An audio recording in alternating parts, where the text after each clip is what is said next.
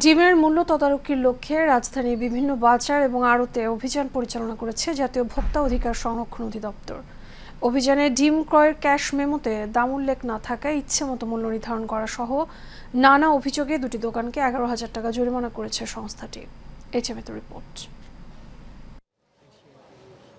ঢাকা সহ সারা দেশে ডিমের মূল্য স্থিতিশীল ও সরবরাহ স্বাভাবিক রাখার লক্ষ্যে বাজার তদারকি কার্যক্রম পরিচালনা করছে ভোক্তা অধিকার সংরক্ষণ অধিদপ্তর।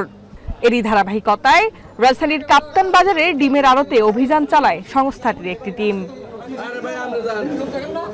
ভারত থেকে ডিম আমদানির পরেও কিছু জায়গায় মূল্য বেশি রাখার অভিযোগ উঠছে। ডিম প্রতি অতিরিক্ত লাভের আশায় নিজেদের ইচ্ছে মতো মূল্য নির্ধারণ করছে ব্যবসায়ীরা।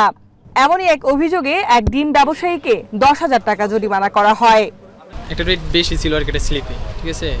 তো আমাদের কেরিং খরচ আছে, ওগুলা মিলে একটু রেট বেশি ছিল। আর অন্যান্যগুলো রেট বেশি কম ছিল, আপনার রেট বেশি ছিল, একটার মধ্যে রেট কম ছিল আর কি, এই জন্য আর কি। এই সীমিত বেশি না, মোটামুটি মানে 10-20 টাকা বেশি হয়েছে আর কি।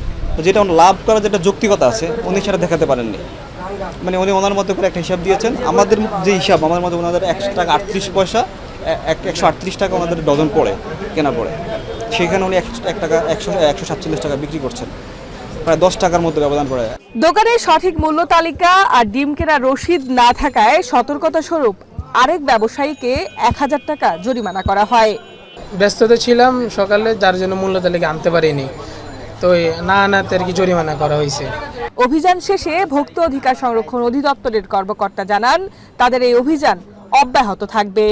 যেখান থেকে ডিমটা ক্রয় করে সেটা ক্রয় রসিদটা দেখি এবং মূল্য তালিকা সঠিকভাবে টাঙিয়েছে কিনা, যৌক্তিক মূল্যে বিক্রি করছে কিনা এবং বিক্রি করার ক্ষেত্রে বিক্রয় রসিদ দিচ্ছে কিনা, সেই বিষয়গুলো আমরা দেখছি। এদিকে অভিযান শুরুর পর অনেক দোকানই নানা বাহানায় দোকান বন্ধ করে পালিয়ে যায়।